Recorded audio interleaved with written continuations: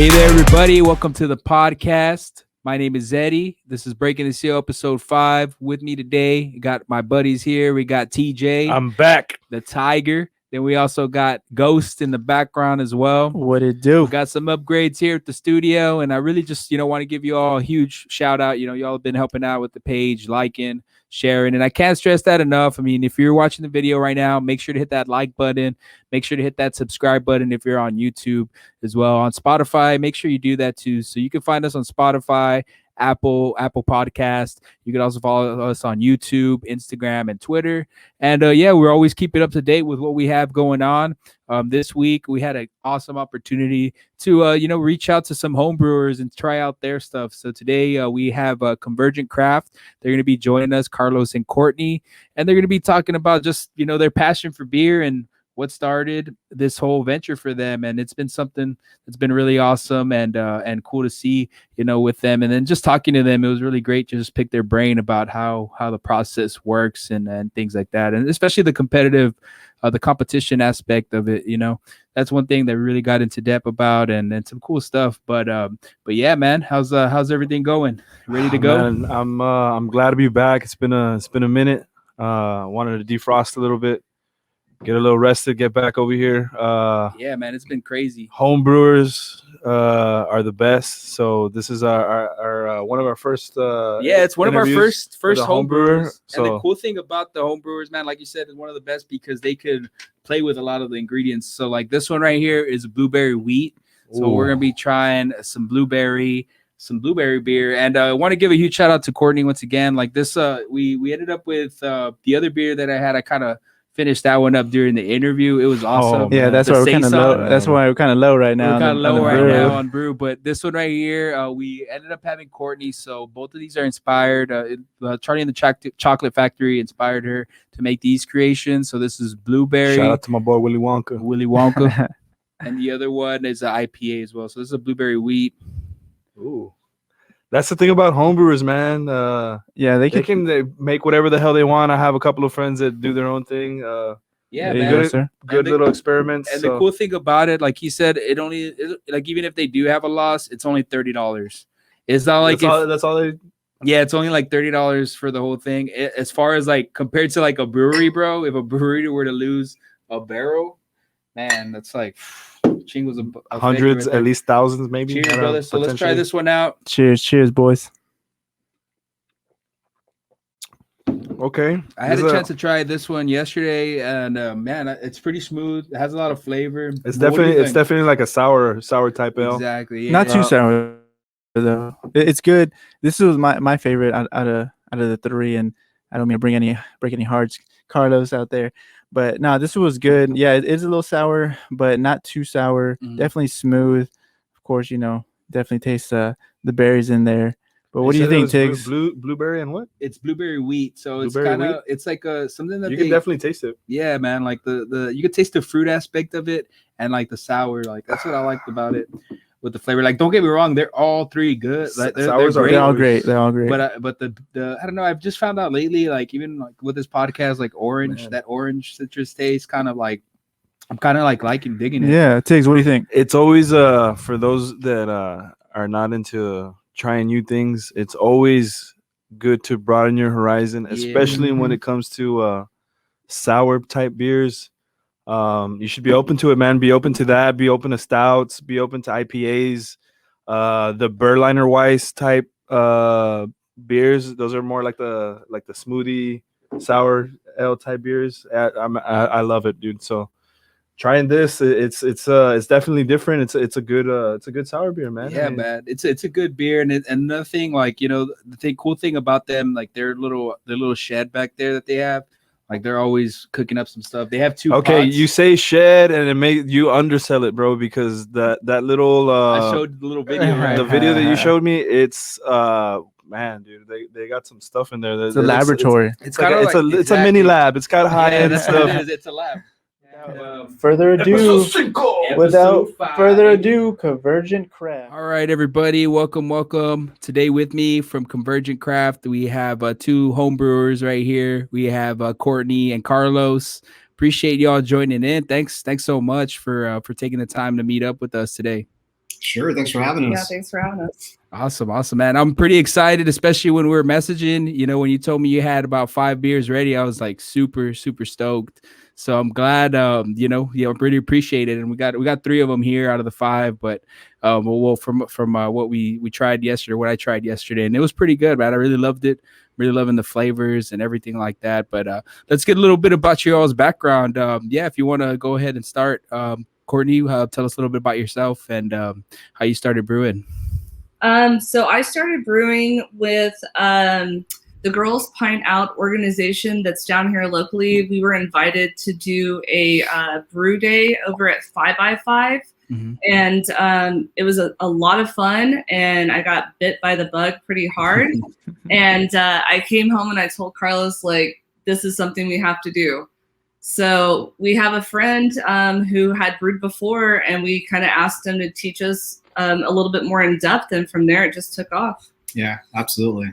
And what about yourself, Carlos? I know that's pretty much you. I know you were talking about y'all kind of got together with this little, as far as like a couple and everything, right?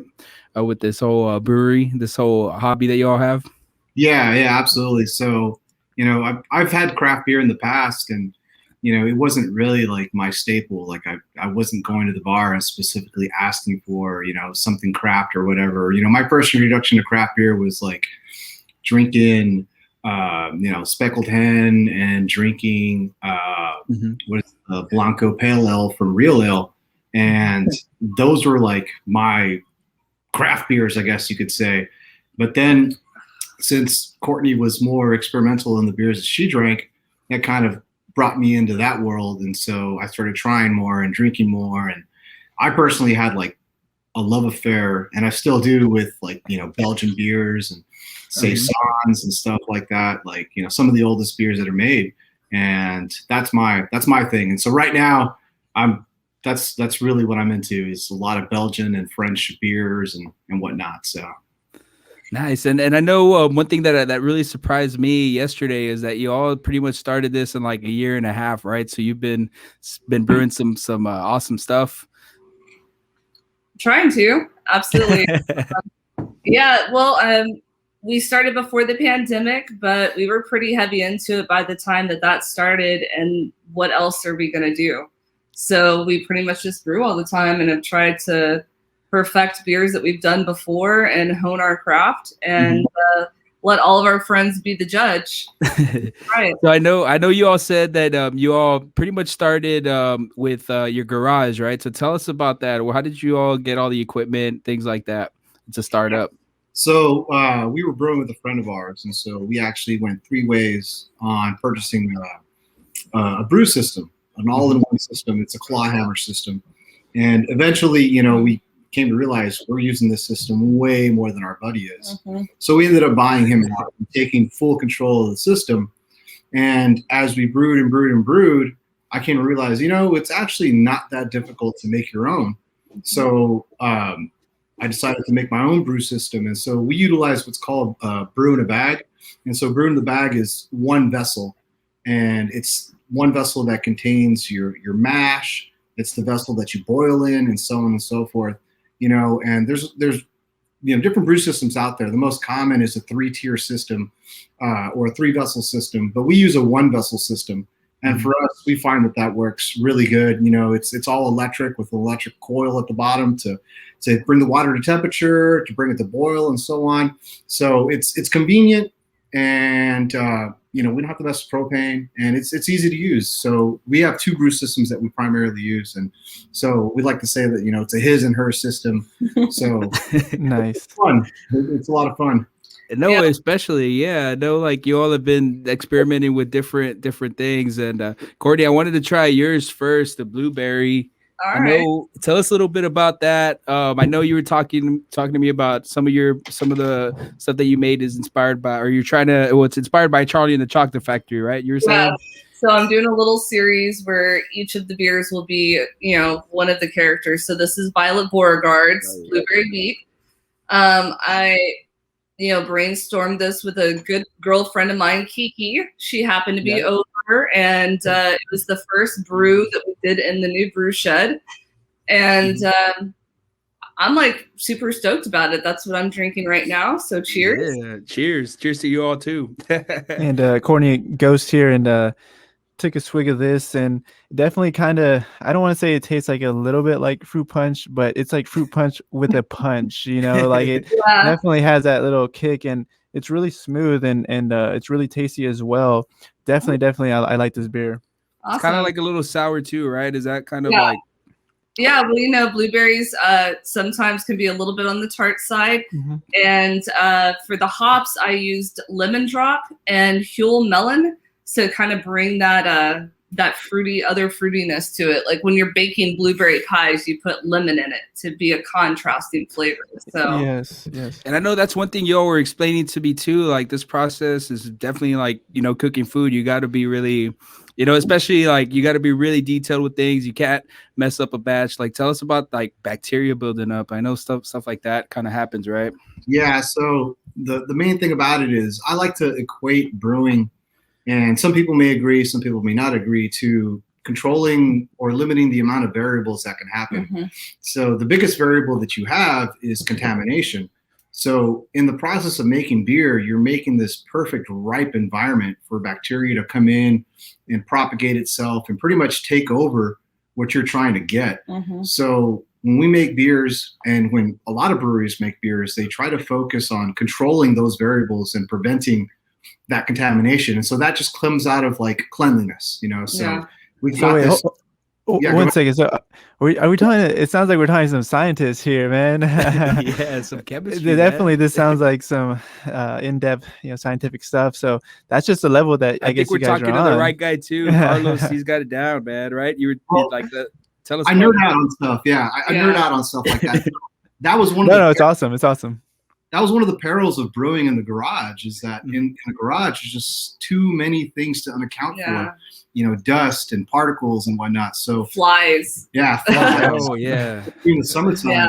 So now that we're in the shed, it's much more controlled environment, and it's able to, allow us to be a little bit more exact as to what we're trying to hit and to clean up after ourselves. I mean, simply put, everything has to be 100% clean before you use it. Like, we clean everything. Everything is sterilized after every time we brew, so that the next time you brew, you're starting with sterile gear. And that's, the Cliff's Notes version of it. Yeah. Did you tell me you had like a great fly or something happened with the fly, like a fly attack or something like that? What did you all call it? Flymageddon. What was that? Flymageddon. Flymageddon, yeah. So that happened to you what, like last summer? It was around the summertime, or what was Yeah. it? For It's just sure. pretty rowdy. So I mean, you've got this vessel filled with sugar water, right? And the flies just love it. It's Flynip. Yeah. Yeah. They were all over the Oh. place, and it was just nerve-wracking. I think I almost had like a nervous breakdown trying to do it, because it was like, oh my gosh, there's gonna get a fly. There's a fly that's gonna fly in and drop in all kinds of crazy bacteria that is gonna spoil the batch. And it was interesting. How'd you overcome that obstacle?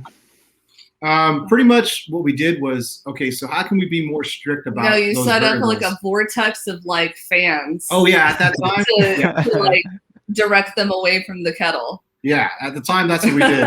We just set up a series of fans and pretty much kept those little buggers off the system and blew them away. But the crazy part about that is, all right, so we set up all these fans, right? Yeah. But now all we're doing is we're injecting like wild yeast that floats in the air and pretty much throwing it towards our beer, which is like a whole other ballpark of variability that can ruin or change the profile of what you're trying to hit. So that's why we decided to just pull the trigger and say, you know what, we need a dedicated space that is controlled away from all this stuff, to where we can actually brew. That way we don't have to work overtime or, really expend all this extra energy and trying to, just be safe. And we'll have AC for the summer. There you go. No, I was really digging it. Like the just the whole like I was telling you, it was real cozy, and the setup that you all have, the his and hers pod and everything. That was really, really awesome. It just kind of just reminded me, like, I mean, especially during the pandemic, you said you just had a lot of people that were just, well, not a lot of people, your people in your group, right? They were ready to come over with their little bottles and get those filled up and everything. Right. But that's all. Like, what did you said it was like the neighborhood pretty much spot or the watering hole. Well, yeah. So like, up north and in other major cities, you have neighborhood tap rooms. Like a good example is if you go to New Orleans, there's Parlo Brewing, and they're in a specific neighborhood, and so everyone from that neighborhood goes to that bar. You've also got Brew Carré, and so that's located a little bit off the French Quarter, so everyone in the area goes to that bar, and so we wanted to kind of have an environment to where our friends could come together, we could share beer, talk about beer, and just have a good time. And so that's why we decided to do the shed and also build the tap system that we have, where we have the 6 taps. I want to get into depth about that tap system, man. So tell us about that, how you built that. I was really awesome seeing it. I'm gonna put some footage while you're talking a little bit about it. Sure. So like, I'm not too exact on what the size of the freezer is. I want to say it's a 22 cubic unit or a cubic foot freezer. It's huge. So it's a big freezer. And so it has a 6 distribution CO2 setup. So pretty much you distribute your CO2 line to 6 different outs for the different kegs. And then also attached to that, I have a special 2-stage distribution system for forced carboning or forced carbonating beer. So I can raise the PSI to a certain level to carbonate a beer in a couple of days, and I can still have another PSI that is at a totally different level for serving beer. So it's a 2-regulator system combined with a CO2 distributor. So it sounds technical, but it's not. You know what I mean? It's pretty much extension of air. It's totally technical. It's totally technical. I know. I'm just lost here. I'm like, so you got to tie the tube. Help so much.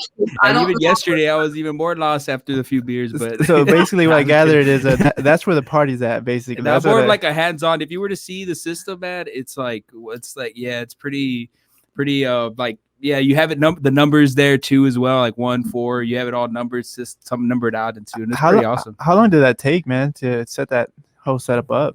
The build itself probably took a week and a half. Well, I did it in stages. So what you do is when you're building these keezers, right?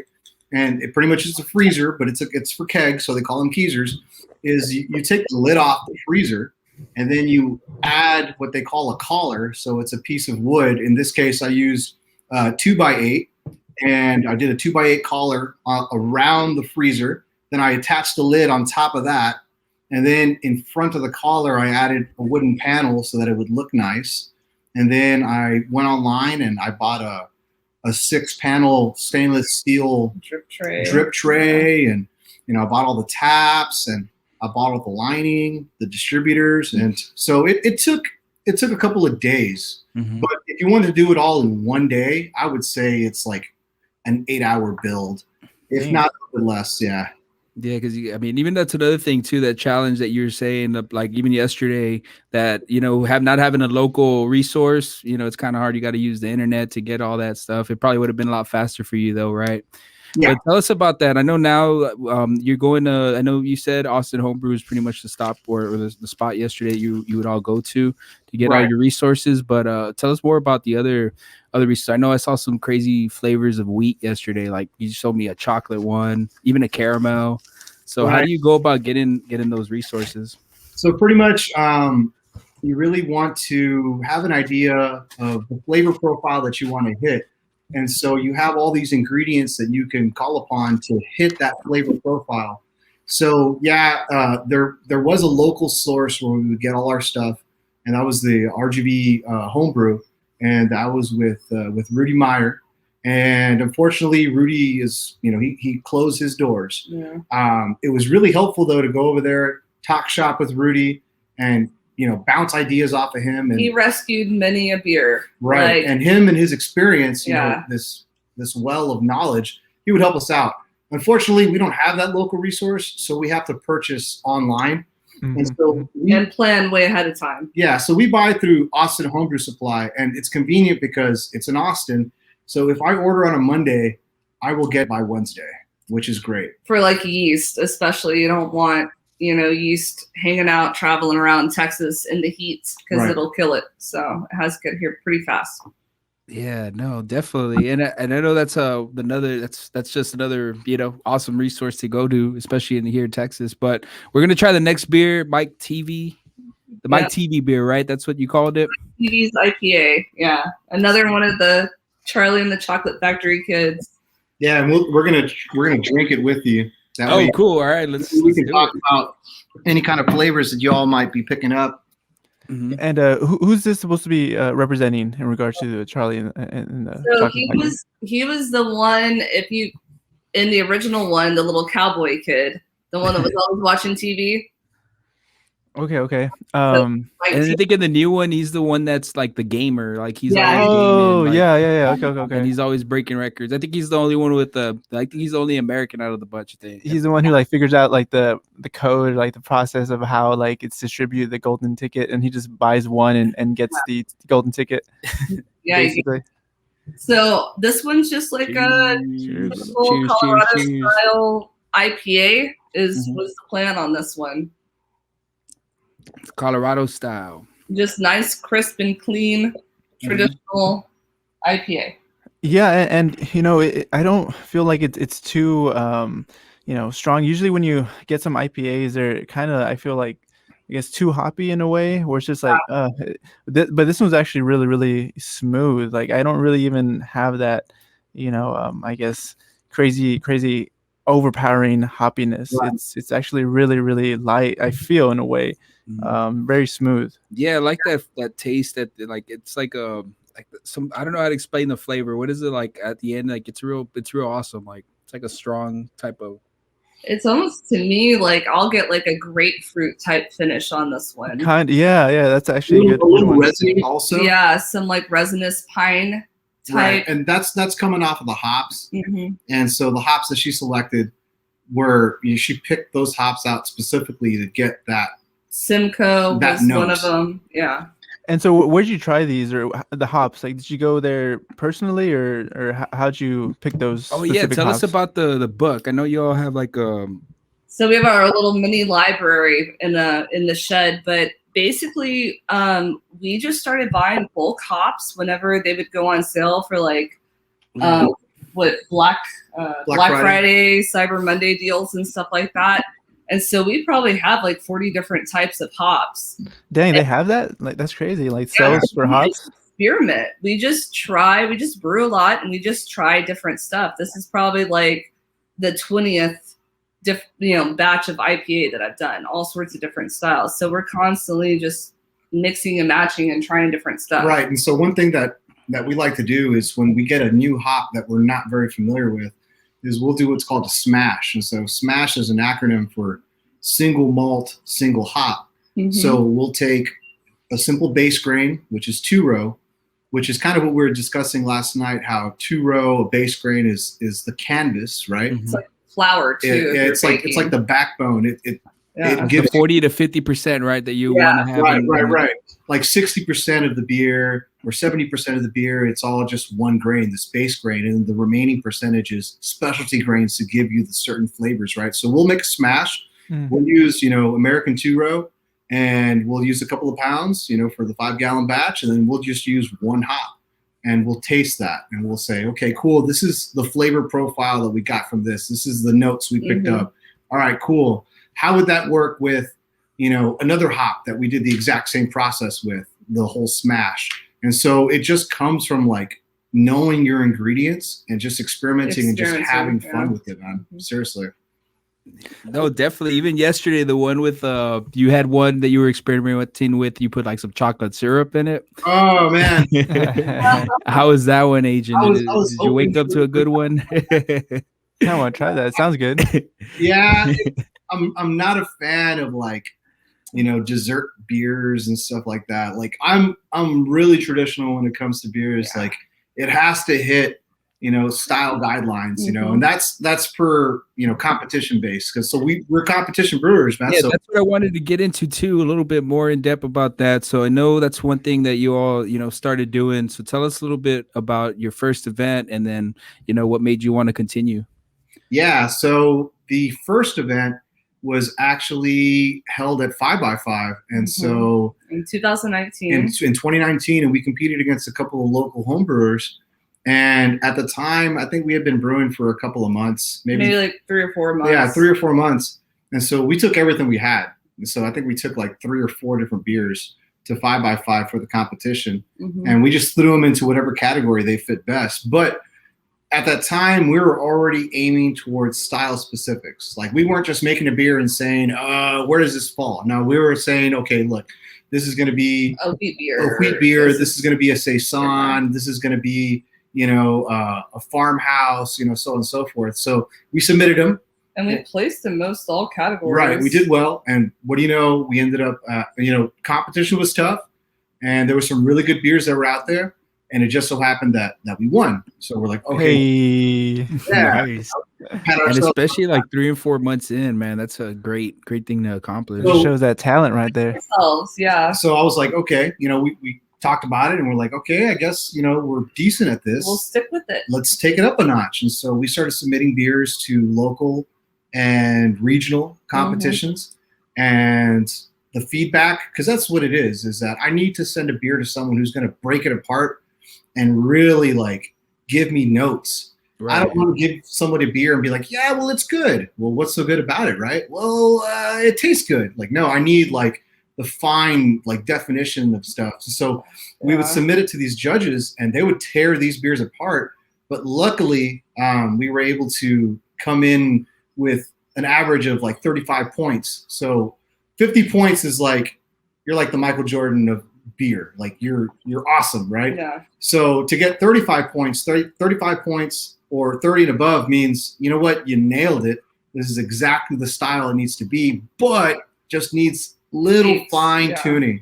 So I can live with, 30-point beers all day long because that means we're doing it right, So yeah. And it's a great thing to start with too, because you're going to get better and better. And that's one thing, just that I pride a lot of, people in the Valley, man. We're always trying to get better with things, and you all, are showing that too. So like, tell us more about the competition, level, like as far as like the community there. I know that's one thing, that you all are. And one of the things too is that how was 2020 for you guys in regards to your competition? I don't know if COVID kind of threw y'all curveball in regards to competition there wise. were so many competitions that were canceled initially from COVID, just because there were so many unknowns about COVID itself. So there were so many competitions that were just done, like they just canceled it because they didn't know how they would regulate it, with contact on the bottles, the packaging, all that stuff, right?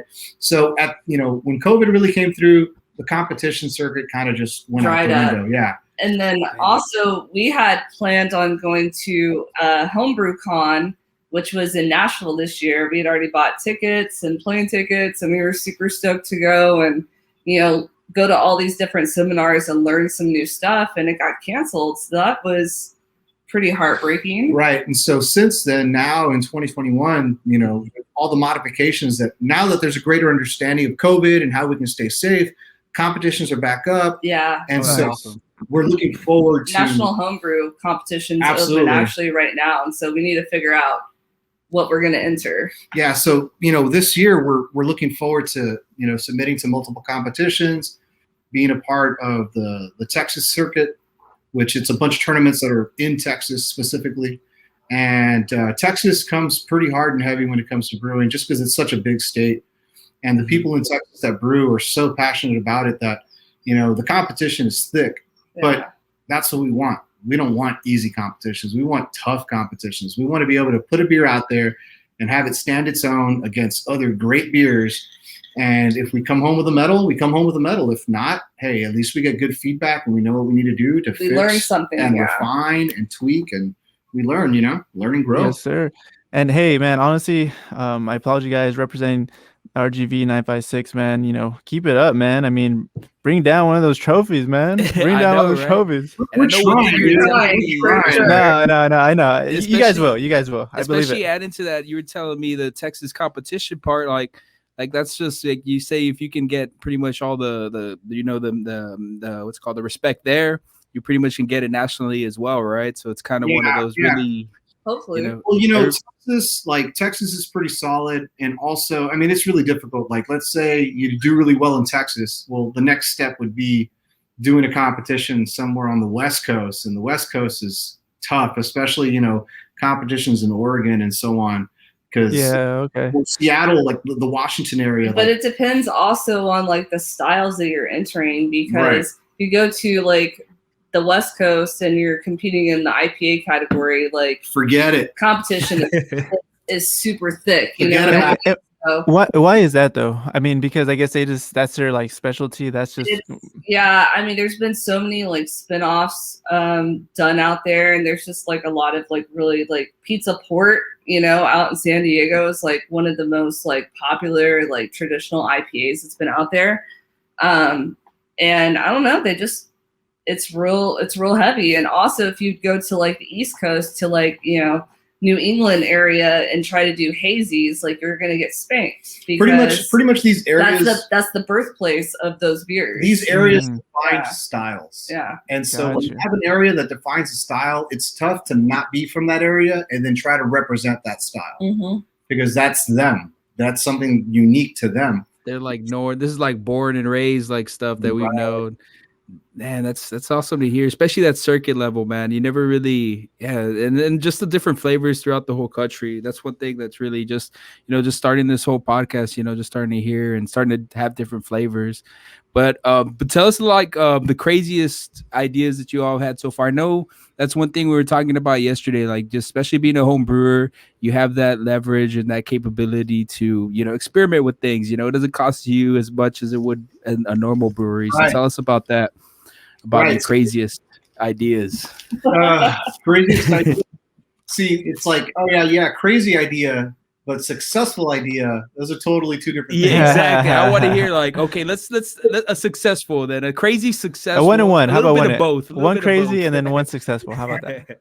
The prickly pear, I think, would be. Carlos wanted to do a prickly pear saison, and so he went and picked all these prickly pears, and then we had to figure out, well, how the hell do you like cook them and sterilize them and get all the spinas out, in there. And we added it to, one of our like solid saison recipes, tried and true.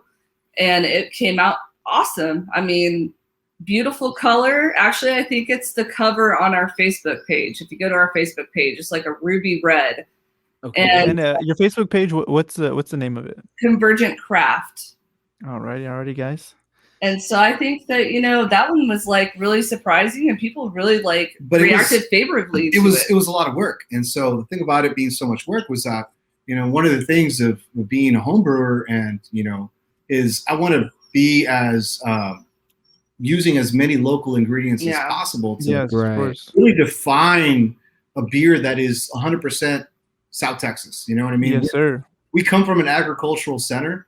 And so there's a lot of beers throughout history that are based on these agricultural centers, in France, Belgium, and whatnot, where, they grow all these different things. So in South Texas, it's almost like the similarity is uncanny to some of these areas. We produce so much down here. So I was thinking to myself, I want to source as many local ingredients as possible, but to put in the work and go and like pick all these prickly pears and watch out for spiders, rattlesnakes too, man. Right. Like, and then to like also that beer had hibiscus in it. Oh yeah. And I didn't want to go to HEB or Juniors or someplace and buy hibiscus. Now I wanted hibiscus that was wild from the valley, right?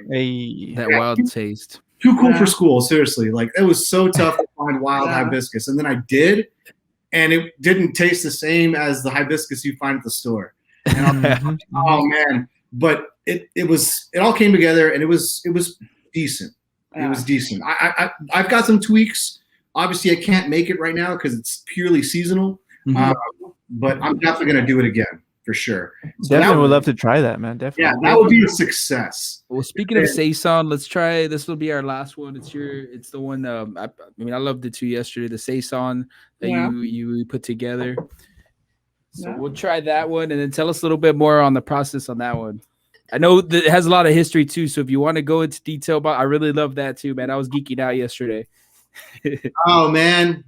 If we had like a 4-part series, we could talk about it. I know, right? A beer history, man. I want to do something. We should. I think we will. I love history and I love beer, and it's crazy how it goes hand in hand.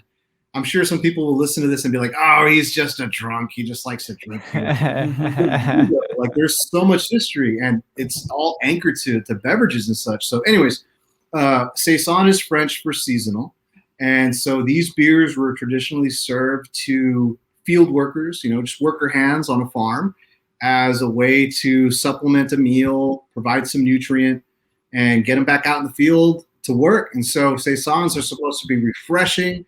They're supposed to be light, somewhat effervescent. It's a beer you want to drink, when you're just outside hot and sweaty.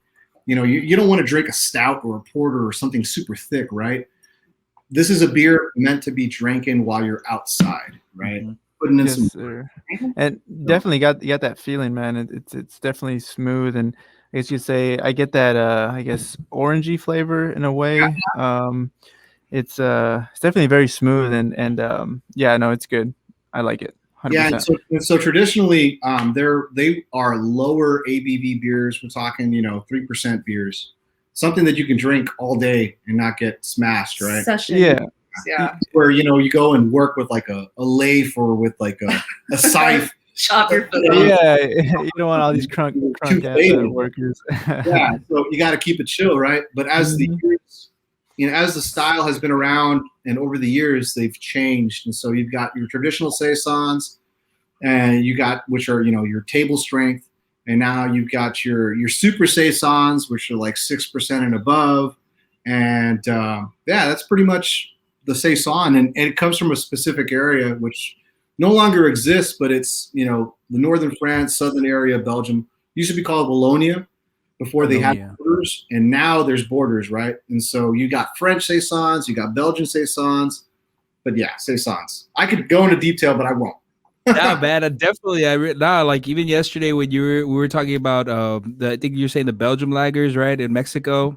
That whole story, I was really compelled by that, man. The Vienna lagers, Maximiliano. Yeah, there you go, Vienna lagers. Yeah, okay. Yeah, man, I guess might as well, right? Yeah, let me hear that. I'm kind of intrigued. It's because I was like the thing that got me is like it's really South Texas history, man. It's kind of like one of the ways that we like. I mean, we drink those type of beers, and it's tell us a little bit about like Mexican beers and how they came about. Yeah, okay, so we all grew up drinking Dos Equis or Tecates or Modelos or any of that stuff, right? So the thing about all those beers is that they're all somewhat similar, right? Like a light body beer, they kind of taste somewhat the same, but they're different, they're unique, but they all share the same origin story, which is when, the French pretty much owned Mexico at the time. Napoleon put in place his brother-in-law, Maximilian from Austria, to be like the dictator, the emperor of France, so to say. And so when he found out he's going to Mexico, he's like, all right, cool. What do they drink over there? And they're like, they drink like, pulque and they drink tequila. And he's like, man, I don't know what the hell that stuff is. He's like, you know what? I'm going to go over there. I'm taking my head brewer from Austria to Mexico. So he took his head brewer to Mexico. And we're like, dude, make some beer. Make me some Vienna beer. And the guy's like, okay, sure. So he started making Vienna lagers in Mexico. And that is the origin of Mexican lagers, quote unquote.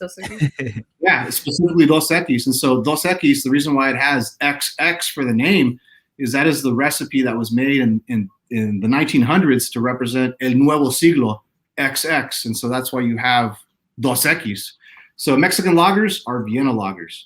Yeah, And man. That's the thing that I really loved, especially like what we're talking about. I know we're joking around, like it's crazy that we do have some history left, at least, if Breaking it's the through some seal. taste and all that. Breaking the seal. I wish it was breaking the seal, man. It's just everybody's got to read a history book nowadays. Yeah, That's but all it is. Like, but yeah. no, man, that's awesome. Like, But history's a lot more fun when you're, hanging out with friends, drinking beers, and just like, just talking smack. Like, it's funny because I'm always that guy like talking history. He really is. And it's bad. I get real bad. all them pub stories, right? Like it's just one of those.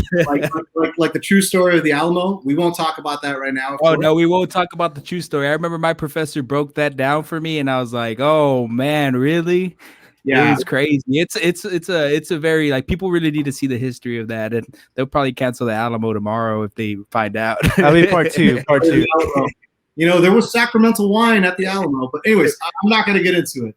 But I know one thing. I mean, we're talking about community, and I know that's one thing you're talking about. You have all your buddies, especially they come, take a little sip of what you have to offer.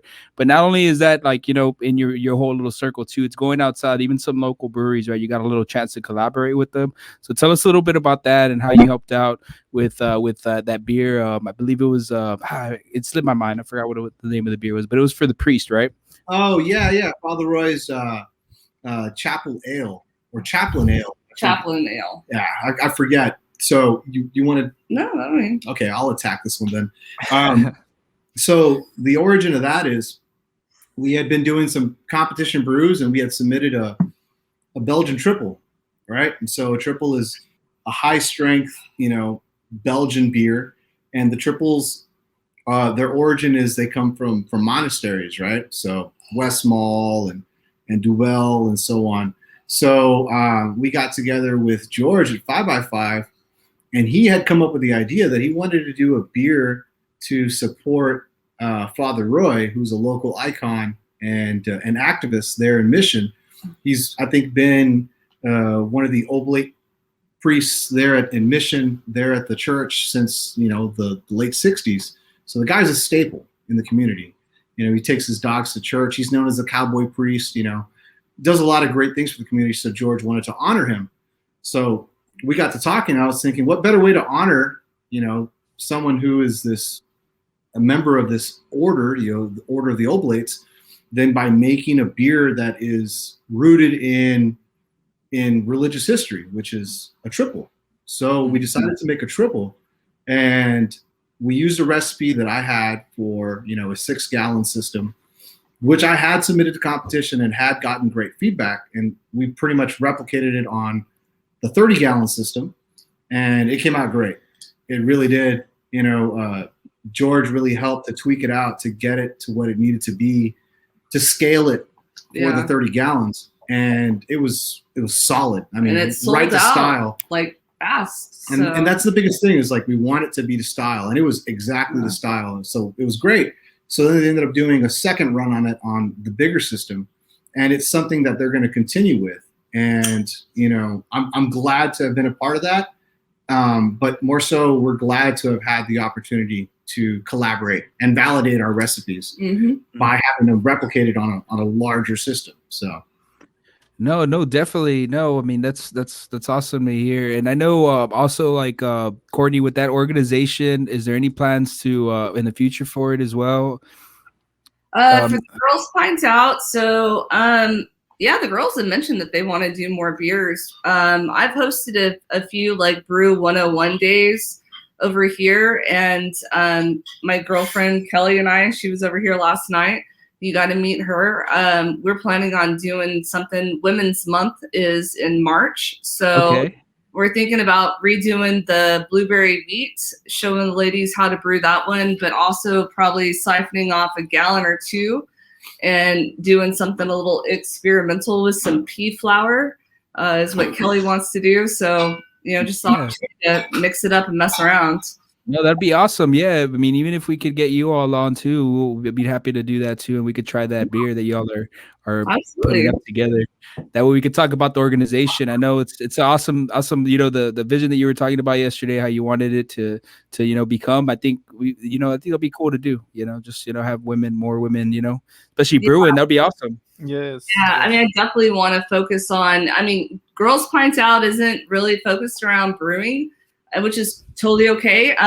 But I do want to also try to foster an environment where ladies can come over here and learn how to brew, and maybe have an all women's brew club would be super dope. Yeah, that sounds like a plan. Yeah. No, definitely. Yeah. And then I know everybody, we can find you on Facebook. Is there anywhere else we could find you on Instagram? Instagram. I know with home brewing you kind of have your limitations like we were talking about, but just anywhere people want to keep up to date with what y'all have. Yeah, and we're super open to. I mean, if anyone ever wants to learn how to brew, reach out to us. We'd be happy to host you. And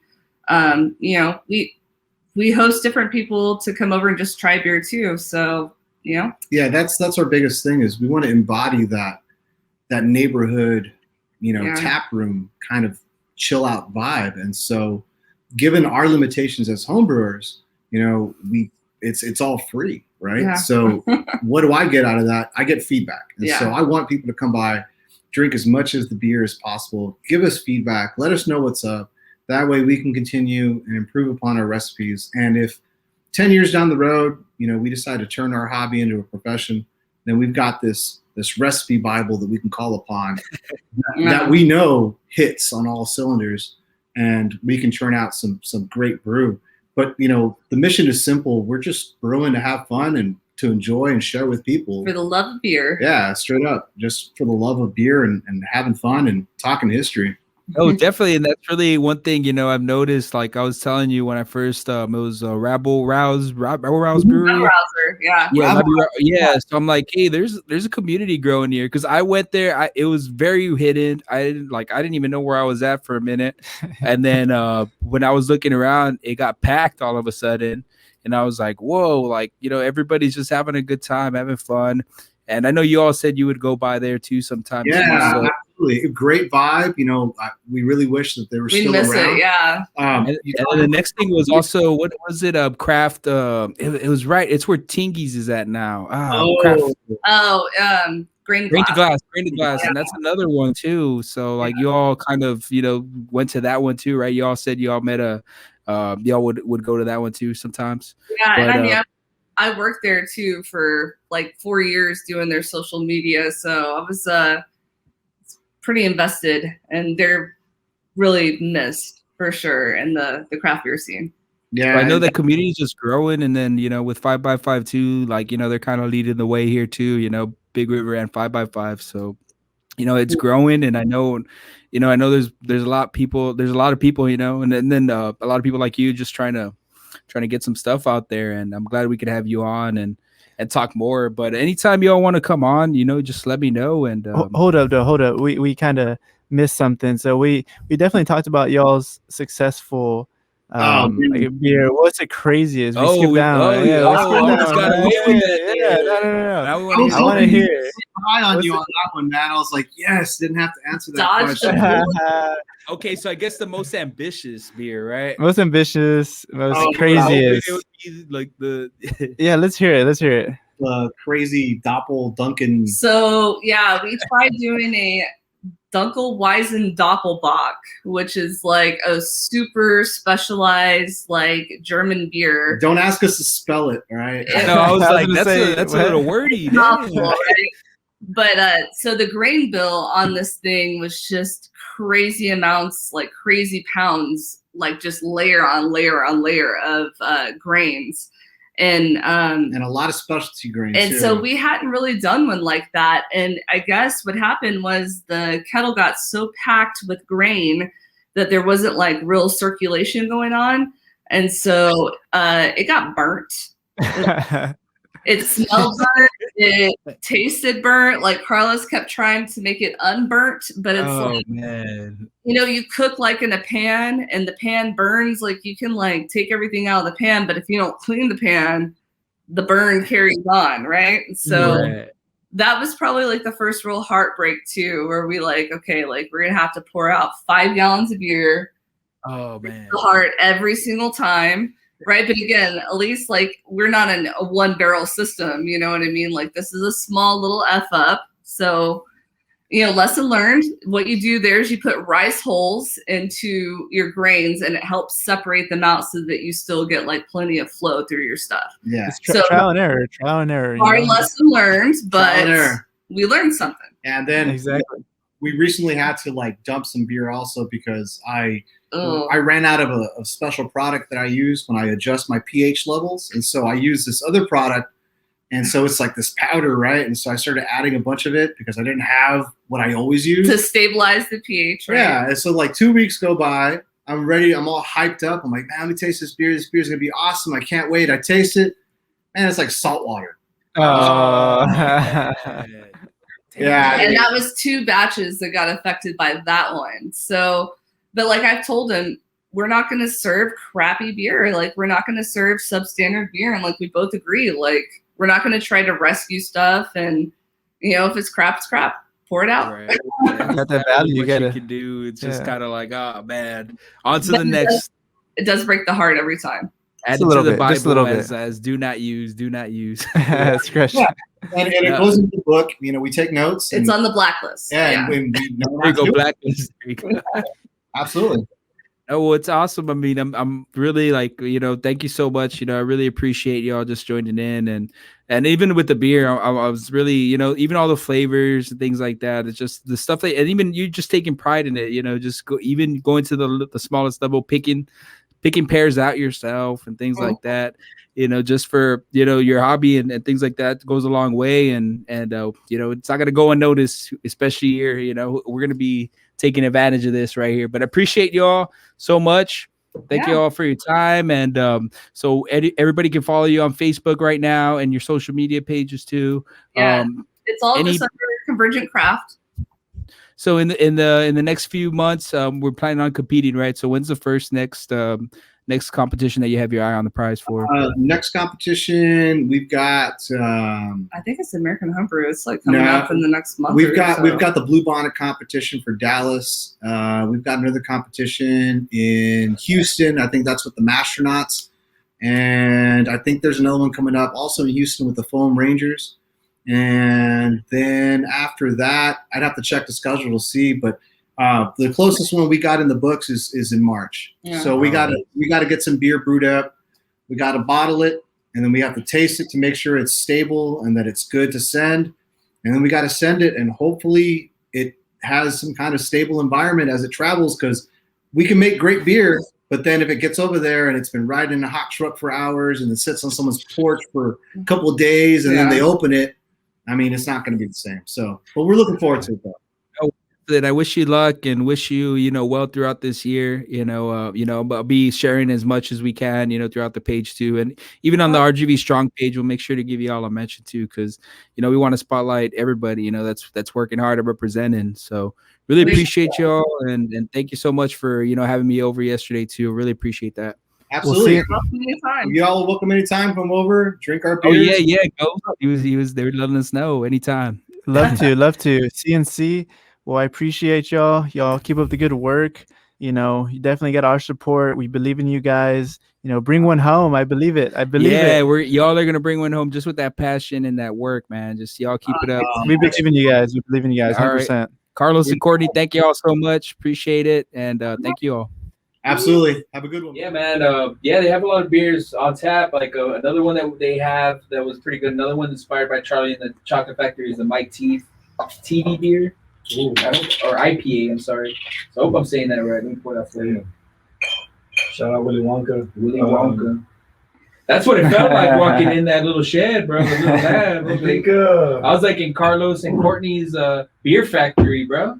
You think they ever paid the Oompa Loompas, bro? Like they got fair wages for their work? Check out this IPA, dude. This IPA, it's not even too, your typical IPA. It's very smooth. The strong man. taste at the end, bro. Like they said that was like a grapefruit peel, right? Yeah. Like a grapefruit. grapefruit. That's not chocolatey at all, dude. That's fucking all IPA. Yeah, but not too much, right? Not too much IPA, right? It's like really light, and then the taste at the end is really what I'm loving. That citrusy finish, kind of like that strong citrus finish. And that's what Courtney was saying. With the, like grapefruit, you know, that citrus. Yeah, man. Ooh, where the fuck did Willy Wonka come from? This is yeah, man, and they have a lot of awesome stuff that they're gonna be working on. They have like a Bible, bro. Like, man, and they have every little detail because they submit these beers, man, to competition. So once they submit them, they get little feedback on what they need to do to improve it. And they've been just keeping tabs of it and just getting better, man. And that's one thing I'm loving the people that we have on the show. You know, everybody's always getting better every week, or even just day to day, man. They're always trying to improve their skills. That's amazing to see, you know, in the Valley. So I'm just glad we can have some awesome people like that, especially in the industry. You know, turn your Bibles to IPA chapter 316. Verse 3. We're gonna talk about wheat. Yeah, man. It's so good, bro. Yeah, man, I learned a lot just being there, and of course, like he Carlos was even like, "Hey, man, am I overwhelming you a little bit?" I was like, "No, man, this is all good stuff." Oh man, I would like it's so interesting to pick people's brains and get like their creative process when making a certain type of beer. Like what influences them to make that make that type of well, batch, even at that, I mean? I know he mentioned like it's even taste that he's been used to. So he had this beer back in college that he loved, and I don't think you could get your hands on it anymore. So he made it. He's trying to replicate it. He replicated it, and he had it there too. I didn't get a chance to bring that one, but that one was great as well. Like, you know, just the quality. I mean, I'm just starting to dig all these flavors. You know, you could easily have a Bud Light, but it's not gonna go the distance. No, you want to have no. a good beer with a good meal. That's just how I've been. This one, bro. Yeah, this one's definitely up there, bro. It's just so crazy the process that goes into making a batch of beer, man. You have to be on your shit. And precautions, man. You have to be there. You have to have it a certain amount of time at a certain temperature.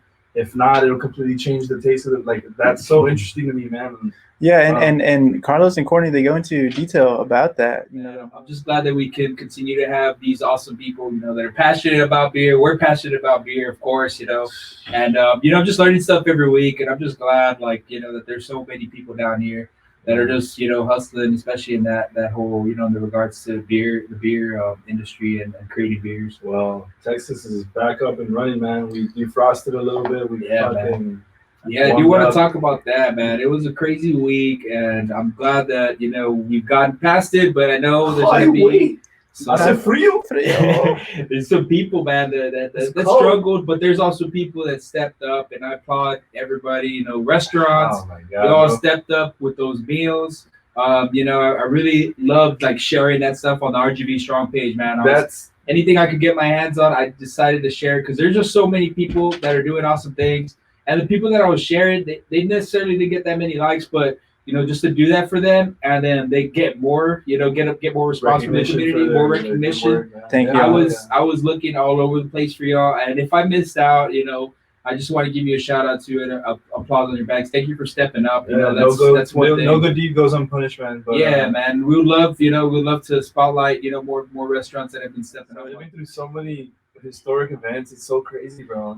We're going through so much fucking shit, dude. No, straight up. I was telling my sister the other day, my brother, I'm like, man, I don't know how y'all do it. Like, this whole year, you had to answer so many questions to these kids. Like my nephew and my nieces, they're always asking these questions, and I'm like, dude, you have to. I don't know what you have to keep it real sometimes, and like in a way, and it's. Hey, are schools even back, dude? Is the power even like fully back in? I think I'm not sure. You know, North Texas is still. I think the power. I think in North Texas there's still some outages with AEP. I think here in Magic Valley they did a good job bouncing back, but they still. Nah, dude. Like, they kind of like they. I don't want to go there. 5 days without. They always bounce back, but they never are reactive about it. Was like cold. proactive. I'm sorry. Not even a sorry, bro. Like, my bad. Freezing like cold one night. Yeah, but I mean, we don't have fucking power for it. I don't want to diss on them too much because the linemen, they we really appreciate them being out there. And not only that, like, why was the water out too, man? Like, what the? Well,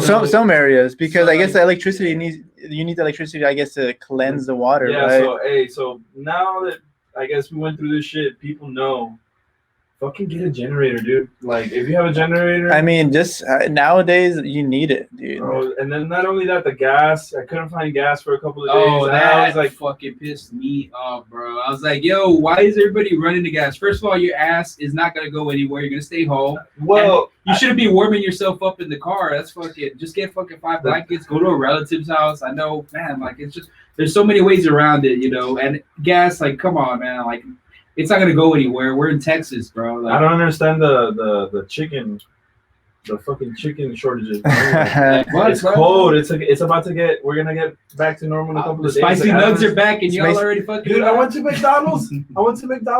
They didn't have any burgers. They didn't have lettuce. They didn't have sauce, bro. Well, no, you got to think about it too, though. Well, I mean, we get a lot of our produce from Mexico, but I guess some of the produce from up north, I mean, they were fucking lost in transit, you know, because of the fucking winter storm. Yeah, but a lot of the fucking restaurants didn't have anything. Just make some caldo de res, bro. Oh, that's what I fucking. That's what you need in your life. That's what everybody needs. Like That's the caldo de answer res, to bro. everything, bro. Caldito de culito. Nah, man. But I applaud everybody, you know, business owners that stepped up, even though you didn't have to. I mean, you all, you know, you Yeah, the real talk. backbone of what Real talk, RGB man. is, man. And, Y'all need to get that You know, recognition. Real talk. This fucking IPA. and I know everybody, you know, is really frustrating that scenario, and we didn't even know what the fuck to do. But at the same time, we're RGB resilient. strong. Exactly, we're RGB resilient. strong, bro. And as a community, I'm glad like there's people out there that are doing the things that they're doing. I'm just glad, you know, I'm happy to see that, and that's also why I made the RGB Strong page, man. Put Just away the trying to Uggs. fucking- We're back to normal, girls. Yeah, man. Let's get the bikinis Yeah. out. Spring break is 2 weeks away. We just wear 4 masks and we can go party, motherfucker. Yeah, let's go. 4 masks. But definitely, man, that's just, you know, that's a fucking crazy Dude, ass shit. I was bro. just thinking about the night when I didn't have the electricity, because I was okay. Like I think it was like a full 20, maybe like 27 hours. I didn't have any light. Fucking with the like 3 fucking blankets that night. It was fucking cold as shit. But I just had you had to have those like San Marcos blankets, those thick ass blankets with the like, Oh, fuck Yeah. with the like the tiger animal on it or Or something. the wolf and shit. The wolf, yeah, bro. Like, what's not the fucking eagle blankets, bro? Thanks, Grandma, Yeah, for that man. blanket. It was just another, like, at the same time, too, I've kind of, like, been through, I don't know if I don't want to say worse, but I remember living in that house one time. We had a fucking heater just, like, in the corner of the living room, and that was the only heater in the house and at the time. But, like, we would always just hang out in the living room fucking with the San Marcos blankets, bro, and that's what saved me, bro. My Cowboys one. Oh, I need your body. Come over here, dude. Girl, keep me warm, girl. So that's another thing too. You got to keep warm. You got to find ways to keep warm, and that's another one right there. You know. Well, speaking of, let's talk about some WandaVision, yo. Have y'all seen the new episode? Yeah, man. Spoilers. I'm fucking digging the Wanda show. The thing that I got a little too excited. I need to be realistic, especially because Marvel, you know, they're always throwing these fucking screwballs. But, dude, it was fucking crazy just seeing finally everything unfold. Yeah, kind of.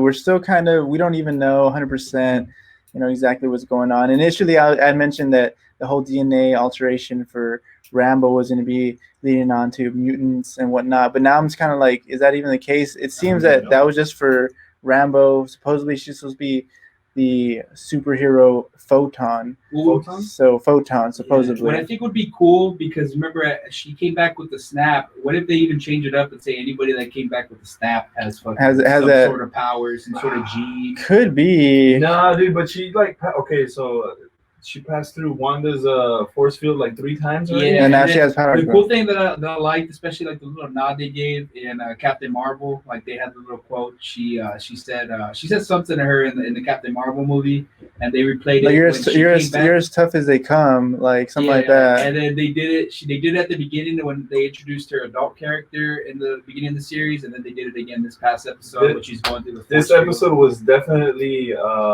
inspired by fucking The Office. They did a good job because it wasn't my favorite episode. Because at the same time, I don't know. I love the fourth wall breaks. Like, you know, that's why I love Deadpool, like the movie and the comics. They look straight in the camera, just like. Yeah, like, and that's pretty much what it was. It was just like they're like finally like, Yeah. shit's already unfolding. Things are already getting But out of hand. when you say Bad guy unfolding, fucking- I mean, who's the bad guy, right? I mean, of course, you know.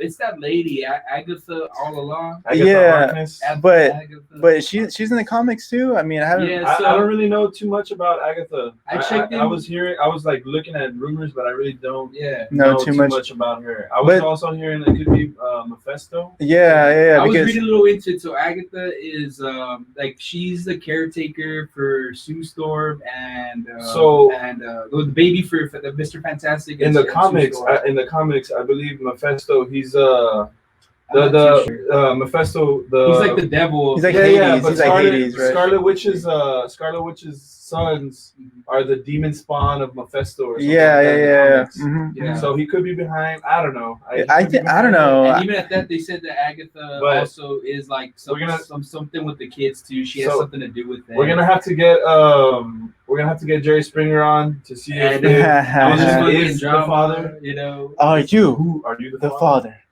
that part also with the Vision part. You know, I like how they're throwing it in, especially the girl from Kat Dennings from Kat Dennings? Kat Dennings. Dude. Yeah, man. Like I really like her character coming back. You know, I That's like pretty that. cool. Like, And it's pretty Nah, cool dude. What pisses concept. me off is how Vision, ever since after Civil War, he's just been a bitch, bro. been He's pussy not with even, Robin. dude. They made him super OP in the first movie. Yeah. Kind of just like, okay, we gotta bring it down a little bit. Dude, he hasn't even He kinda, fucking like, got done too anything, humble, bro. He's too bro. humble, bro. But I Yeah. think that's what's gonna build. It's gonna build up to it. Hopefully, we get to see more Vision in I action. feel like everybody's gonna. There's gonna be a whole fucking like team ass whooping on Agatha, bro. They're gonna all whoop her ass. It's like in the the little boys. kids are gonna get on it. Like in the boys. Wait, okay. Did y'all see? Did y'all see that? Start kicking that girl's ass in the boys. Yeah, That yeah. fucking scene. Yeah, everybody where they all fucking beat all her the ass. girls start beating her Fucking ass. I haven't seen that. Yeah. Those But boys, bro. It's a good. I show, know it's a bro. good show. I've seen a few episodes. I don't think I've seen a specific scene. But did y'all see that after credit scene in WandaVision Yeah. where Rambo's she's like looking, sneaking She found around, the- Stuber's Evan gonna snoop. Peters comes out. Super's gonna snoop. So you think he's the villain? You think he's He could be Mephisto, Mephisto, or I mean, or what's going on with that? Like, he could be, or you think he's actually Wait, Quicksilver brought could in be from like- another dimension or another universe? Multiverse, bro. I think that's what they're gonna introduce. Maybe she brought him from another dimension. I mean, you still can't bring that guy. But then back Agatha- without a reason, right? Agatha, 'Cause he like- has so much ties to the universe, or not the universe, but Marvel. In the episode, Agatha is like brings back Petro, right? Like she's like, I threw in that little supposedly. So then it's just like, is she the main villain? I don't know, man. I Or guess he could just be another guy that's just random, and they were just trying to throw little screwballs. Like that's the thing. That's like, kind of what I like right now about WandaVision is like you really there's so many 100%. directions. You really 100% don't know. Like on a weekly basis, you're like, oh, it's going this direction, and it's like, oh, what? I mean, Agatha, I kind of saw that coming, but I nah, hope not they really. keep it up, especially with, after this is done. Captain, it's Falcon and the Winter Soldier. That's the thing. That's what's badass. When's that one come out? That comes March. out, like right after, like in a couple. I think like weeks. mid-March. When the fuck is Black Widow coming out?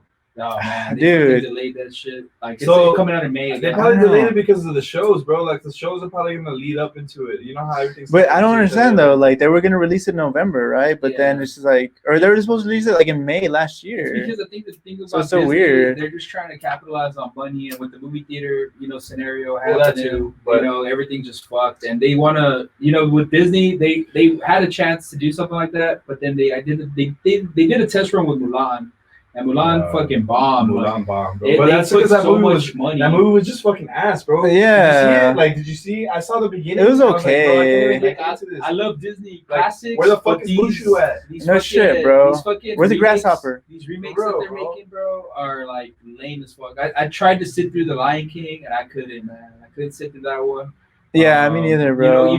I just. But Think that's a they're- money making it's like kinda hard aspect, to bro. do that whole thing, especially Which when is you're- annoying. With cartoons, Marvel's you can do its own so thing, much. though, man. Yeah. Marvel's its Yeah, no, but I think it's because that realistic aspect I was talking about even last week. Like Marvel tries to keep it like in a real world type of scenario. yeah, It's not too far off because they're introducing little things here and there every fucking phase. Like it went from being about just technology with Tony Stark until like once you hit Avengers, like oh shit, aliens. So let's start doing this cosmic shit. Cosmic. With Doctor Strange and Black Panther. well, you know. that's supposed to lead into the madness, right? With the Oh, multiverse hell yeah. of madness. Yeah. Doctor Strange supposedly this is supposed to kind of like It's gonna lend be some fucking light. dope, man. Dude, who knows? Fucking maybe Doctor Strange will come back around. Doctor Strange was slated to come out in the new Spider-Man as well, I believe. Yeah, he's supposed to be like a secondary character. So that's how I think. I mean, Doctor Strange is the key to the fucking to everything, bro. Tobey Maguire, he's the boss, back, bro. Doctor Strange is like the boss. Well, think about it. He's the one who kind of predicted everything. He's the one who. This is our one. He's seen all the fucking realities. Yeah. And that's because he's just starting out too. Like that's how they introduced. Like think of those barely like year 5, year 4. When he fucking motions to Tony Stark, like I saw a meme where he's like, oh, when you tell Tony Stark to use one stone, but instead like he uses all of them. Seer is just passing by quick, man. Like one thing that I already noticed, it's already going to be All-Star Weekend, bro. Oh, I don't even know what the fuck bro. going on with like the NBA. Like I know my Spurs are top 5. That's man. We need more love, bro. We don't have any All-Stars this year. Yeah, man. We don't have any All-Stars. If anybody, it should be fucking DeMar. Maybe I can't believe LA. Yeah, LA or DeMar. Maybe, dude. Not only that, but the development of Keldon Johnson. Mm-hmm. That guy is a grown ass man, bro. He's been so good for us lately. Yeah, like he's been tearing it up. I think that's the rookie card that is the Garcia last week he was busting out. There was some rookie that's been stepping up, but he has like a case of that just in case like they blow up, he's ready. Yeah, you know, that's another thing you got to keep an eye on. But I don't even know who's in the All-Star teams or how does it look. I'm not even sure. I mean, I can look it up real quick. Let's check it out. Let's look at the starters at least. In the reserves, man, we didn't have anybody on the reserves. I saw that. Man, but everything's been downhill since Kawhi, the whole Kawhi situation. But of course, right? I mean. What do you mean? For the Spurs, you're saying? Yeah, like the timeline that really fucked me up, that I think really fucked up everything was LaMarcus Aldridge. LaMarcus Aldridge, bro. That when we gave him that deal, you know. So it looks like there's going to be an All-Star game. It says Sunday, March 7th. Oh, March 7th. Okay, so a couple of weeks away. Let me see. On the West, we got LeBron James. We got Stephon Curry. And then we got who's that? Nikola Jokic. And then we got Kawhi, and then we got Luka. So that starter. Yeah. Those are Dame Dollar didn't get fucking. starting love. Well, I don't think he got the starting love. Yeah, he didn't get the starting love, but damn, bro, what does that guy have to do? Honestly, he has to score like 50 points every game. But that's the thing about the NBA, isn't it? Like the All-Star is like a voting system, right? Yeah, no, he is underrated. But on the East, we got Kevin Durant. Shout out UT. You already know. We got that the Greek freak. I can't even pronounce the name, so I'm saying. And then we got Embiid, Joel Embiid. And then Bradley Beal. Who's that? Bradley Beal, bro. What do you mean? Who's Bradley Beal? Look, man, it's because that's Miami. No, fucking Washington. Oh, okay. And then we got Kyrie Irving. They're like fucking like Kyrie, my bad, 5-20 or something, but like he's their only. I mean, shit. He's putting up numbers. They're not winning, but he's putting up numbers. But no, dude. Ever since there's not any fans. I just don't know, man. For me, NBA I just even the finals this past year, dude. I just wasn't.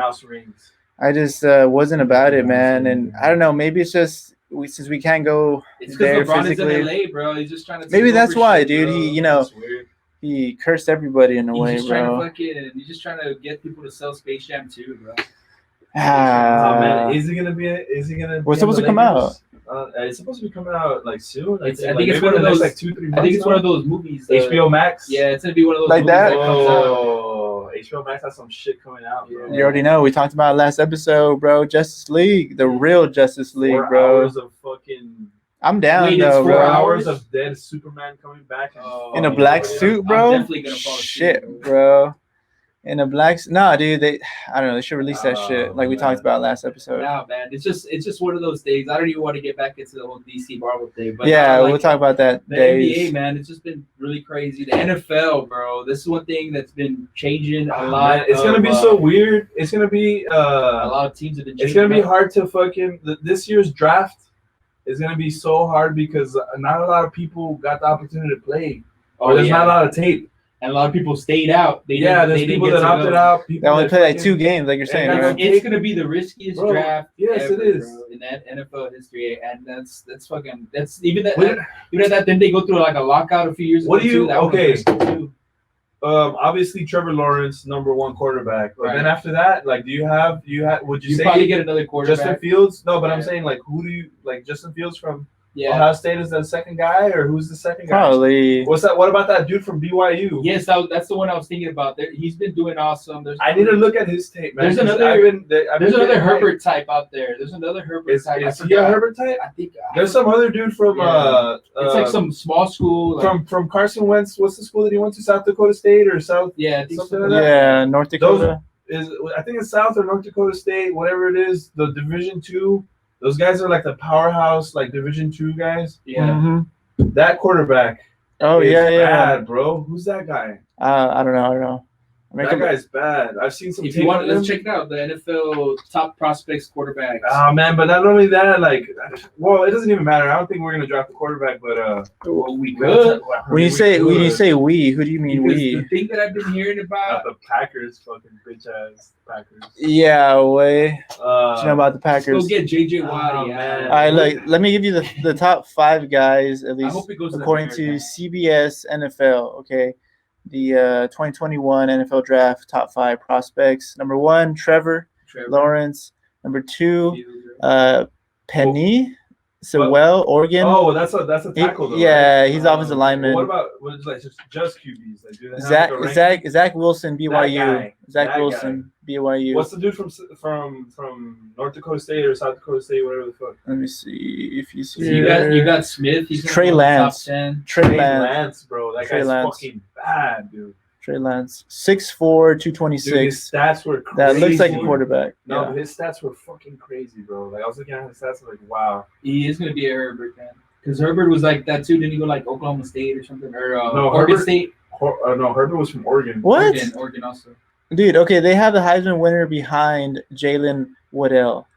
Jalen Waddle? Yeah, from Alabama. How? They're both, man, they're both. It's because, like, the intangibles they have, it translates to the pros more. Yeah, But- I guess so. But, bro, come on. Devontae Smith is a badass, bro. His Yeah. fucking skill, his Dude, route running But skill. it's because like when the Bro, SEC, he's so like, smooth, you go bro. to the SEC, you go against different he had defenses, 200 man. yards in the first half of the national championship. He had, like, Yeah, That's he's what we're gonna be a hoping beast, from bro. Tyreek Hill. in the national championship, he In had that Super 200 yards in Bowl, the but- first half. Dude. But Nah, man, that guy's gonna be a you know beast, what? bro. You know what? That Alabama quarterback is underrated as fuck, dude. Like, that guy threw, like, I don't know how many. He threw as many touchdowns as fucking But at the same Joe time, Burrow. Alabama, I don't even think they've had that type Mac of talent Jones? around You it. talking Mac about Mac Jones, yeah, that guy. I mean, he's kind of underrated, man. Like, I think nobody's talking so. about him. Yeah, Like, he was a Heisman front runner too, right? yeah, he was I think he a finalist was. for sure. It was him, Devontae Smith, and like somebody else. But yeah, dude, they got. I mean, Alabama's just fucking stacked everywhere. There's a lot of, and even Bro. Trevor Lawrence was doing pretty good on his pro day. I saw a lot of good feedback. But at the same time, man, it is going to be a real risky draft. Like you can't, Yeah. It's you gonna be real Yep, hit or yep, miss, yep, dude. yep. you're going to especially be this having round. to look at like junior tape and like and even at that, who else got canceled? I think Big this, Ten didn't even the play whole season. safest pick, like, I don't know, I would imagine, like, would try to maybe be like a lineman or Yeah, I kind of like ETN, bro, the running back for The running Clemson, back, that dude. guy's been in college for like 10 years, bro. But he's been beasting for those 10 years, bro. Dude, I feel like he's been with Clemson for I don't know how long. No, yeah, he's been there for like 20 years. Yeah, dude, I think he's already going through his second. he's older degree, than so fucking Tom Brady. Dude. he's fucking balling out. No, man, I think it's going to be a risky draft. I don't know. Yeah, man. ATN is bad, dude. Yeah, I think he can do he's- it all. He can catch, he can run. But even Yeah. at that, like that's why you're seeing a lot of these transactions happen in the offseason. Like Carson Wentz, man, he's already to the Colts. man. Got JJ Watt picking his Dude, team. Carson Wentz is poop, bro. Deshaun Watson. You know what, bro? Stafford, fucking Goff. This what I can't remember his name. He's a Watson, tight end Watson. for Florida. That guy is gonna be good, man. That guy's gonna be the next big tight end, I think, in the league. I can't remember his name, but he's legit in Florida. Dude, one thing I'm excited about, like I'll probably get back into it once NCAA comes out again. Cause bro, like I would remember everybody's fucking name coming up. Like I'd be like, yo, this guy's gonna be a beast. I remember I had Cam Newton before. When Cam Newton was in Florida, I had because I remember I was going through that. What Florida school would you phase. use? What school would you coach at? It would just depend on Franchise mode? Yeah, it would just depend on what it is. Like with Small school with Vince Young, Oh, you did the Longboard? I would either do longboard or I would do USC because Ah, Reggie Bush, bro. Dude, Reggie Bush was a beast in that. I remember game, when bro. was I think it was like 06 with the cover of what was it, Michigan? He was the Heisman winner for Michigan. Oh yeah, Denard Robinson. Yeah, no, a while back, or was it Charles Woodson? I think it was Charles Woodson. He was on the cover. Charles Woodson was like 20-something years ago, bro. Yeah, I dude. think it was like it was like 2006. That's when I really got into NCAA. Like he was on the cover, and I was like, it was a badass. That game was really badass. 'Cause I remember like fucking heating up pizza rolls and fucking playing that fucking game like fucking crazy, bro. Just fucking boom, R1, L1, and then those jukes, you fucking be. Nothing will ever beat the options. What is it? The 2004 Michael Vick. Oh man, that shit was fucking cheat codes, bro. Cheat codes, Speaking of bro. that, bro, they already said break of the seal right here. Derrick Henry is gonna be the cover athlete for Madden. Like, oh, they are? That's good, bro. They leaked it. Somebody leaked it. He should be, bro. He is beast. There was a press release out there, and it had a picture of the cover, and the cover was Derrick Henry, and That's it was a grown ass fucking bro, grown ass man. Another Alabama, another Alabama guy. Oh yeah. Wait, did he win the Heisman? Yeah, he did. He won the Heisman, right? He won the Heisman, bro. He won the Heisman. He won the fucking rushing title again 2 years in a row. Yo, he was on my fantasy and he fucking did work. 2,000-yard season. 2,000 yards, dude. I didn't think he was in. Dude, he needed like 270 yards or something. And he got it. And he got it, bro. Fucking Texans gave it to him. Yeah, bro. Yo, but speaking about Cam Newton, y'all see that video? Oh, the little kid talking shit about Cam Newton? Dude, okay, no respect to you youngins. Y'all need respect. So y'all need some respect. Y'all Gen Z, you need to hear me out right now. If I want to use that emoji, I will use that emoji. I don't give a fuck what y'all think. Y'all can think I suck. I'm millennial, whatever the fuck. Y'all have it so easy. I mean, the only thing I guess that cry for anything nowadays. I mean, the only thing y'all have to deal with is the whole COVID shit, but we have to deal with it too. You know what I'm saying? We're not complaining. Okay. You know what I'm saying? So just to explain a little bit, Cam Newton is at a football camp, and this young fucking little fucker is just talking shit to him. Yeah, he's there trying to give him some knowledge, and he's there straight up talking shit. You're a free agent. You're a free agent. It's like these kids have no self-awareness. That's what it is. They have no self-awareness. This kid is calling out Cam Newton, and he's wearing a jacket that has Cam Newton's signature on the fucking jacket. But dude, not only that, but like the fucking amount of pedigree that Cam Newton has. Yeah, he hasn't been playing great lately, but look Yeah. at his overall career. Heisman winner, national champion, MVP bro. of the NFL, bro. Imagine, Super Bowl. I mean, he didn't win it, but like just. You know, I mean, y'all remember that one time Nate Newton went to school to go talk to us? Oh yeah. Yeah, Nate Newton, he went. Imagine if we would have called his ass out. No, dude, that's hey, the you thing. fat fuck. Yeah, you're retired. Get the fuck out of here. You're retired. Dude, you get arrested for fucking cocaine charges. You You want to talk to me about marijuana and weights? Fuck him. No, but no, look, I Talk mean, to your boy Michael Irving, bro. Get out of here. Cam, look, I know, yeah, Cam hasn't been the best recently, but no, he like Tig said, like Tony said, he has the accolades, He man. made it to that level. He's Heisman. He's a pro, MVP. man. The pinnacle of.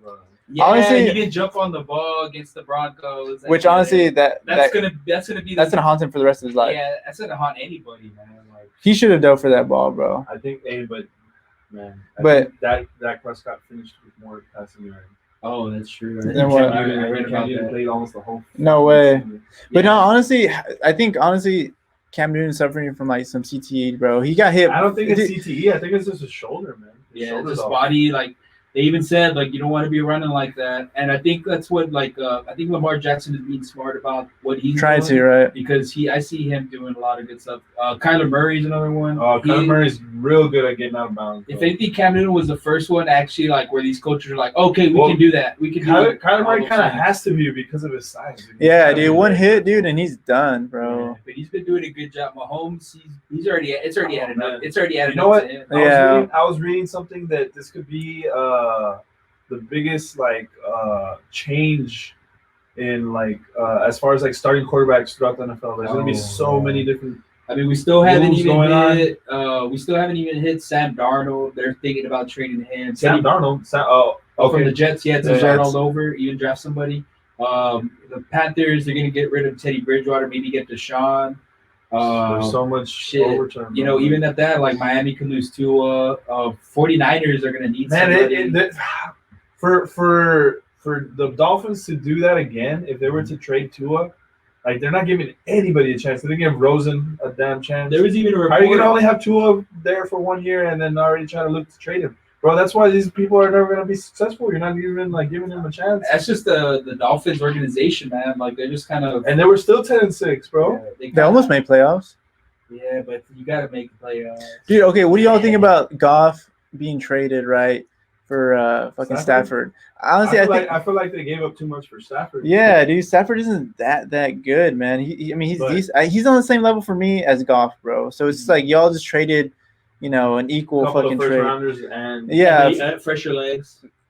If you're gonna put fresher, like that's what Jared Goff is. What, year 4, year 5? I think so. Yeah. Stafford's already going to year 10, year 8. Dude, he's like on give the Lions maybe like a year or two. They'll do something with those first round picks. No, Packers own the North. Maybe not, but Packers own the North, bro. What you talking about? Yeah, bro. The Bears, bro. JJ Watt's going to he's going to the Packers, bro. Kirk Cousins is a free agent. They might boot his ass. Shit, I hope so. Like he fucking like he like if I were smart at the beginning of fantasy football, is coming back and cut his ass and go to oh man, I saw. Remember? Okay, so have y'all seen that video of the plane with the engine on fire?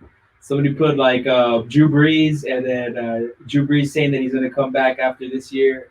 I saw like a video of like these riots that are going on. Some guy has like a fucking bag of something. He's gonna like. It looks like he's gonna launch it, and it goes like fucking like 5 feet. They're like he burns himself or some shit. Yeah, they're like. I think it said like Michael Thomas opened down the field. Breeze trying to get it to him. No, but I mean, that's with another quarterback. Breeze, I mean, he's elite. He's still kind of elite, bro. Jameis Ball or no?